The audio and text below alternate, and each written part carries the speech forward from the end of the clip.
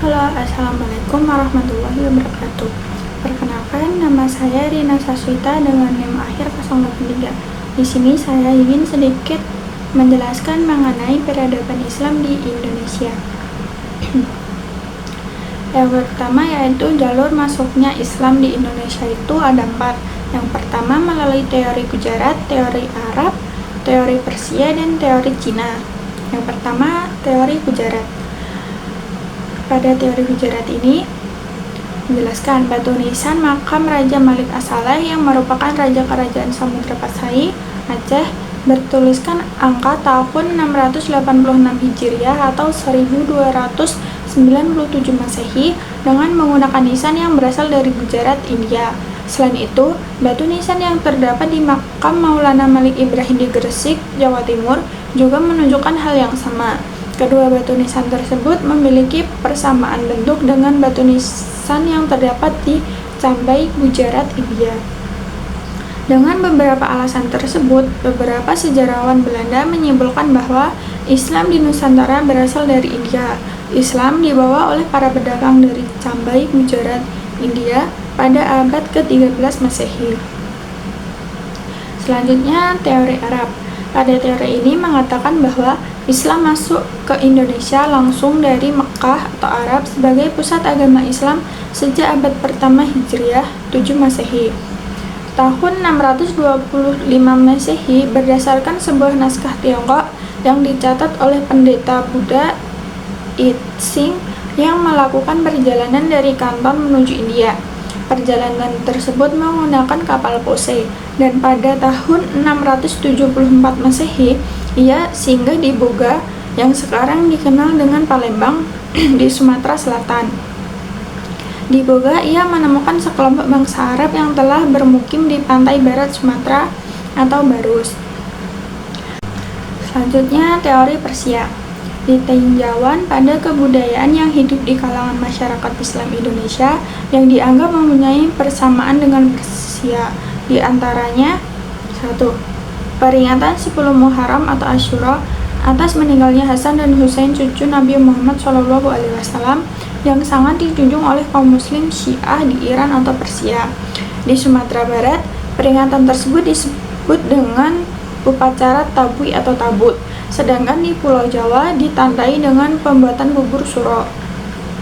Kesamaan konsep ajaran Sufisme yang dianut Syekh Siti Jenar dengan Al-Hallaj, seorang sufi besar dari Persia. Penggunaan istilah bahasa Iran atau Persia dalam sistem mengeja Arab untuk tanda-tanda bunyi harokat.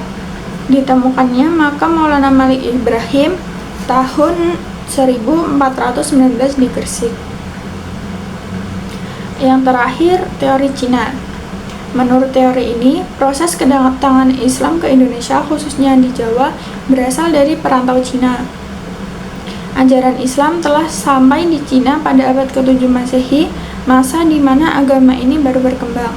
Menurut kronik, pada masa dinasti Tang tahun 618 sampai 960 Masehi, di antara Kanton, Zhangzhou, Huangzhou, dan pesisir Cina bagian selatan telah terdapat sejumlah pemukiman Islam. Raja Islam pertama yakni Raden Patah dari Bintara Demak disebutkan keturunan Cina. Ibunya disebutkan berasal dari Champa, Cina bagian selatan, sekarang termasuk daerah Vietnam. Berdasarkan sejarah Banten dan hikayat Hasanuddin, nama dan gelar Raja Demak berserta leluhurnya ditulis dengan menggunakan istilah Cina seperti Cek Kopo, Jimbun, Cek Bancun, Cenceh, serta Cucu. Nama-nama seperti Munggul dan Moecel ditafsirkan merupakan kata lain dari Mongol. Strategi dakwah Islam di Indonesia ada 4 juga. Yang pertama, perdagangan, perkawinan, pendidikan, dan melalui kesenian dan budaya. Yang pertama, perdagangan.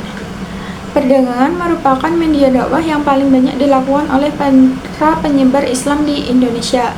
Kesibukan lalu lintas perdagangan pada abad ke-7 Masehi hingga ke-16 Masehi. Jalur ini dimungkinkan karena orang-orang Melayu telah lama menjalin kontak dagang dengan dunia luar. Setelah berdirinya kerajaan Islam seperti kerajaan Islam Malaka dan kerajaan Samudra Pasai di Cina, maka makin ramai para ulama dan pedagang Arab datang ke Nusantara. Para penyebar Islam berhasil mendirikan masjid-masjid dan mendatangkan para ahli agama dari luar sehingga jumlah mereka semakin bertambah banyak. Selanjutnya, perkawinan. Proses penyebaran Islam di Indonesia juga banyak dilakukan melalui pernikahan, antaranya para pedagang Muslim dengan wanita Indonesia. Jalur perdagangan internasional yang dikuasai oleh para pedagang Muslim menjadikan para pedagang Islam memiliki kelebihan secara ekonomi. Para pedagang Muslim yang tertarik dengan wanita Indonesia dan ingin menikah mensyaratkan agar para wanita tersebut harus memeluk Islam sebagai prasyarat dalam sebuah pernikahan. Jika pernikahan tersebut antara keluarga bangsawan dengan saudagar Muslim, tentu akan semakin menguatkan posisi di masyarakat, seperti pernikahan antara Raden Rahmat atau Sunan Ampel dengan Nyai Mandila dan Raja Brawijaya V dengan Putri Campa. Dan terakhir, kesenian dan budaya. Para tokoh penyebar Islam mengajarkan Islam menurut bahasa dan adat istiadat masyarakat setempat. Sebagian besar nama-nama mereka telah melegenda, seperti Wali Songo. Penyebaran Islam melalui kesenian atau budaya termasuk yang paling banyak mempengaruhi masyarakat, seperti wayang, sastra, dan berbagai kesenian lainnya. Pendekatan jalur kesenian dilakukan para penyebar Islam untuk menarik perhatian masyarakat, sehingga tanpa terasa mereka pun tertarik pada ajaran-ajaran Islam. Selanjutnya, persebaran Islam di daerah Indonesia. Yang pertama, Islam di Sumatera. Wilayah Nusantara yang pertama dimasuki Islam adalah pantai barat Sumatera di daerah Pasai di Aceh Utara, yang kemudian di masing-masing kedua daerah tersebut berdiri kerajaan Islam yang pertama, yaitu Kerajaan Perla dan Samudra Pasai. Pada tahun 1524 Masehi, Pasai dianeksasi oleh Raja Aceh Ali Manghayat Shah. Selanjutnya, Kerajaan Samudra Pasai berada di bawah pengaruh Kesultanan Aceh. Kerajaan ini mencapai puncak kejayaan pada masa pemerintahan Iskandar Muda Mahkota Alam pada tahun 1607 Masehi sampai 1636 Masehi. Tahun 1566 Masehi dilaporkan 5 kapal dari Kerajaan Aceh berlabuh di Bandar Pelabuhan Jeddah. Ukhuwah yang erat antara Aceh dan Timur Tengah itu pula yang membuat Aceh mendapat sebutan Serambi Mekah. Selanjutnya, Islam di Jawa. Perkembangan Islam di Jawa relatif cepat seiring dengan semakin lemahnya Majapahit. Komunitas Islam di Jawa kemudian mendirikan kerajaan Islam pertama, yakni Kerajaan Demak. Dalam perkembangannya, Kerajaan Demak tumbuh menjadi pusat penyebaran agama Islam ke berbagai daerah ke Indonesia, seperti Maluku, Sulawesi, dan Kalimantan. Selanjutnya, Islam di Sulawesi. Menurut catatan Kompani Dagang Portugis pada tahun 1540, saat datang ke Sulawesi, di tanah ini sudah ditemui permukiman Muslim di berbagai daerah. 22 September 1605, Karaeng Tonigalo, Raja Gowa yang pertama memeluk Islam, yang kemudian bergelar Sultan Alauddin Al-Awal pada tahun 1591 sampai 1636 Masehi, dan diikuti oleh Perdana Menteri atau Wazir Besarnya Karaeng Matopal. Setelah resmi menjadi kerajaan bercorak Islam Goa, Talo menyampaikan pesan Islam kepada kerajaan-kerajaan lain seperti Lawu, Wajo, Sopeng, dan Bone. Raja Lawu segera menerima pesan Islam, diikuti oleh Raja Wajo tanggal 10 Mei 1610 Masehi, dan Raja Bone yang bergelar Sultan Adam menerima Islam tanggal 23 November 1611 Masehi. Selanjutnya, Islam di Kalimantan.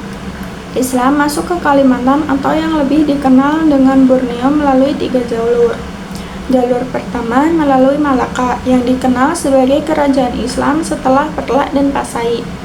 Jalur kedua, Islam datang disebarkan oleh para mubalik dari tanah Jawa. Ekspedisi dakwah ke Kalimantan ini mencapai puncaknya saat Kerajaan Demak berdiri. Demak mengirimkan banyak mubalik ke negeri ini. Jalur ketiga, para dai datang dari Sulawesi atau Makassar, terutama dai yang terkenal saat itu adalah Datuk Ri Bandang dan Tuan Tunggang Parangan. Selanjutnya, Islam di Maluku. Kepulauan Maluku yang terkenal kaya dengan hasil bumi yang melimpah membuat wilayah ini sejak zaman dulu dikenal dan dikuasai dan dikunjungi para pedagang dari seantero dunia.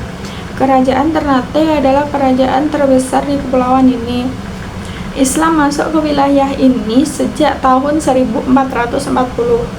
Kerajaan lainnya adalah Kerajaan Tidore yang wilayah teritorialnya meliputi sebagian wilayah Halmahera, pesisir barat Kepulauan Papua, dan sebagian Kepulauan Seram. Ada pula Kerajaan Bacan. Raja Bacan pertama yang memeluk Islam adalah Raja Zainul Abidin yang bersyahadat pada tahun 1521. Di tahun yang sama berdiri pula Kerajaan Jailolo yang juga dipengaruhi oleh ajaran Islam dalam pemerintahannya. Yang terakhir, Islam di Papua. Beberapa kerajaan di Kepulauan Maluku yang wilayah teritorialnya sampai ke Pulau Papua menjadikan Islam masuk pula di Pulau Cendrawasih. Banyak kepala suku di wilayah Waigeo, Misol, dan beberapa daerah lain yang di bawah administrasi pemerintahan Kerajaan Bacan. Sekian yang dapat saya sampaikan, kurang lebihnya saya mohon maaf. Wassalamualaikum warahmatullahi wabarakatuh.